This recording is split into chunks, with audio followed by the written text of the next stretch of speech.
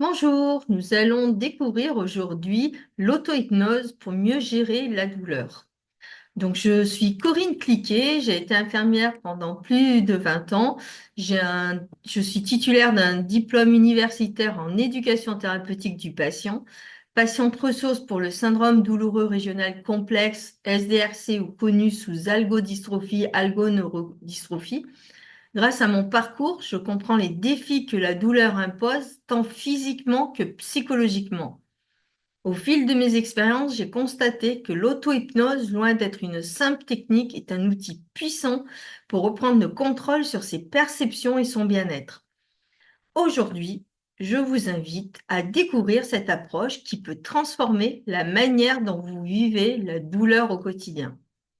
Donc la douleur chronique, c'est une expérience qui est complexe.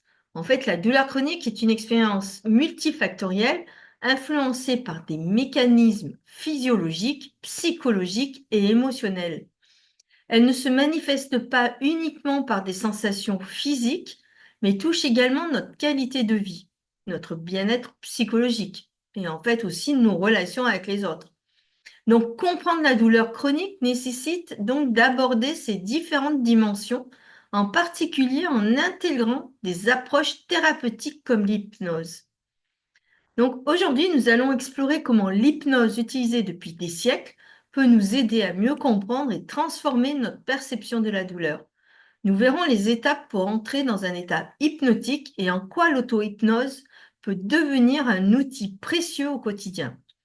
Pour conclure, je vous proposerai un exercice d'auto-hypnose que vous pourrez réaliser chez vous en toute autonomie. Donc en fait, l'hypnose, c'est une approche intégrative pour apaiser la douleur. Dans le contrôle de la douleur, l'hypnose est bien plus qu'une simple méthode de relaxation. C'est une expérience relationnelle engageant des mécanismes physiologiques et psychologiques profonds. L'hypnose permet non seulement d'atténuer ou de soulager une douleur aiguë ou chronique, mais aussi de travailler sur l'être tout entier. Ses croyances, ses sensations et son espace intérieur et extérieur. Ce qui rend l'hypnose si puissante, c'est ça en fait, c'est sa capacité à modifier les perceptions.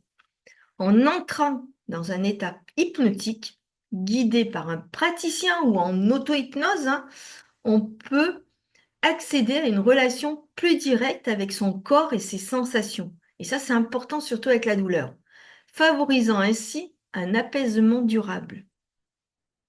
Les étapes clés du processus hypnotique, donc en fait, pour mieux comprendre comment fonctionne l'hypnose, voici les trois étapes principales d'une séance.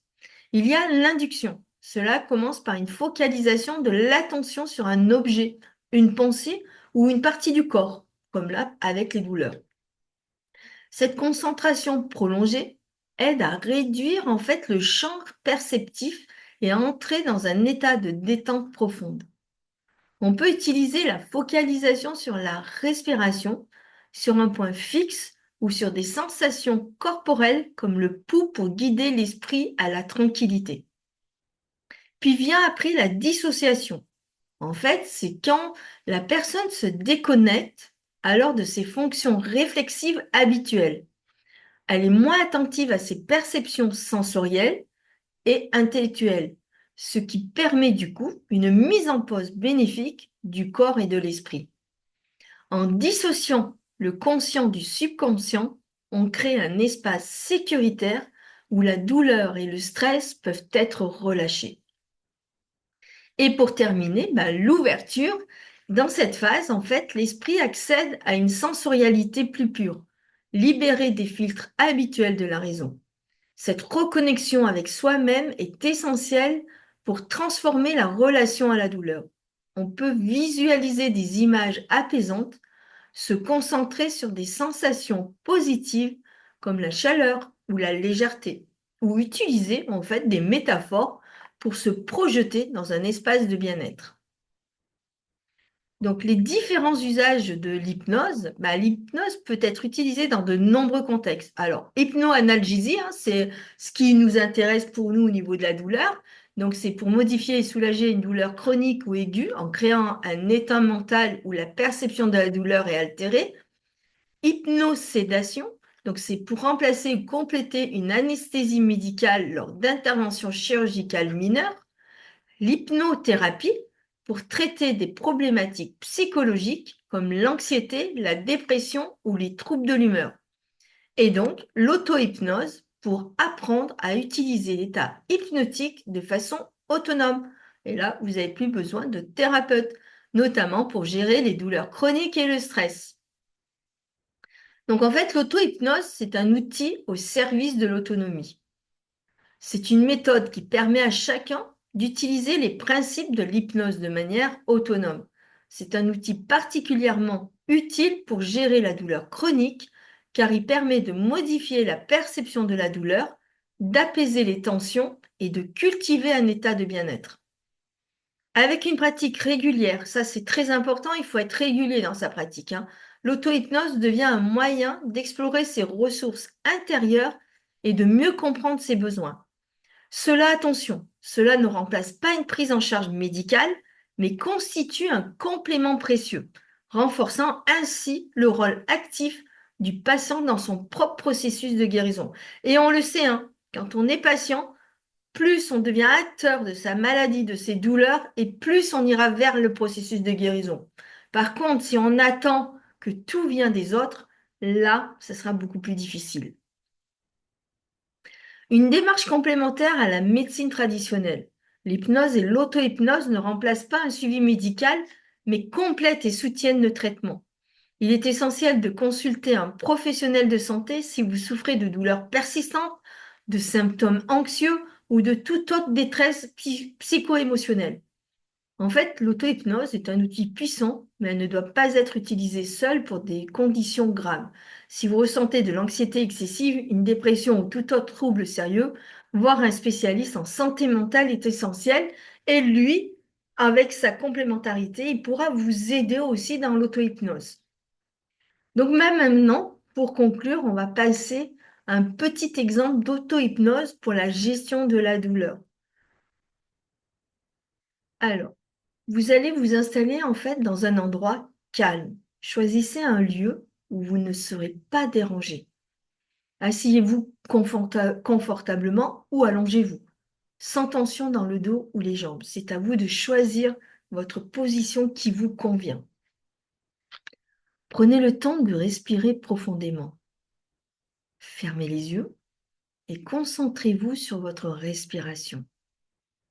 Prenez 3 grandes respirations profondes, en comptant lentement jusqu'à 3 pour l'inspiration et jusqu'à 6 pour l'expiration. Imaginez que chaque expiration vous libère des tensions.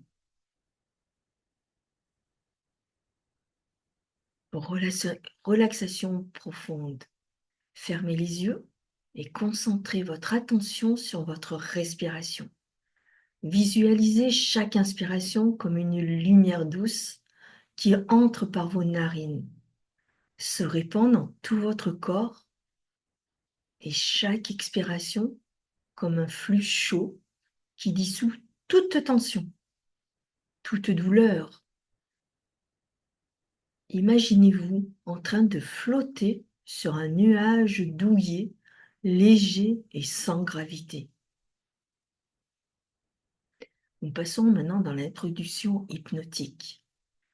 Maintenez, imaginez un escalier de 10 marches. Chaque marche que vous descendez vous rapproche de la détente totale. Comptez mentalement. Je descends la première marche. Je me sens plus calme. Deuxième marche, je relâche mes épaules. Continuez ainsi jusqu'à atteindre la 10e marche. À chaque étage, sentez votre corps devenir plus léger, plus détendu, comme si toutes les tensions s'éloignaient à chaque pas. Visualisez la douleur dans votre corps.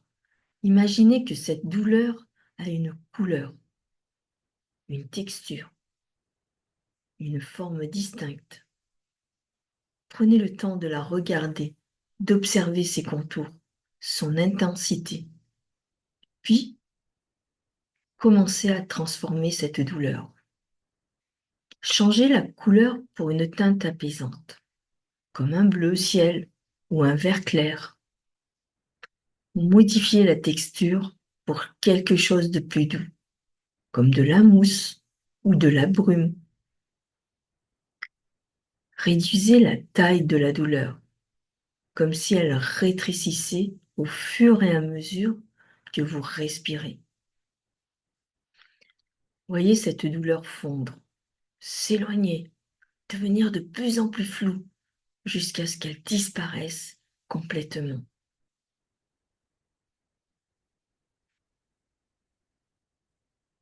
À présent, rappelez-vous un moment où vous étiez en paix, où vous vous sentiez en sécurité et détendu.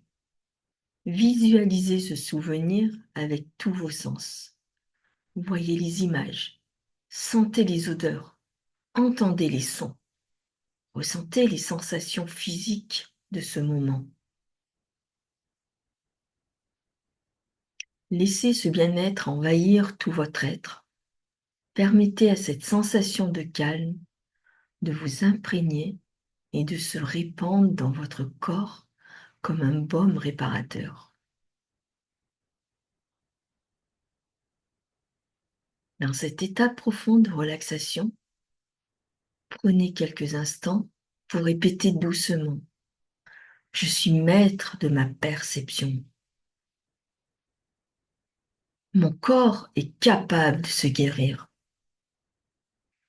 Je trouve l'équilibre et le calme à l'intérieur de moi. Je vous laisse quelques instants.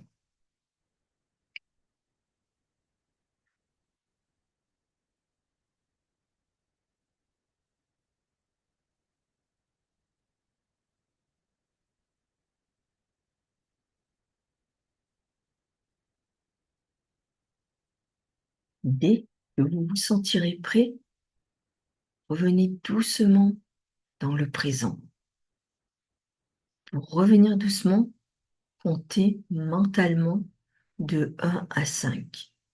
À chaque chiffre, sentez votre corps se réchauffer, se remplissant d'énergie positive.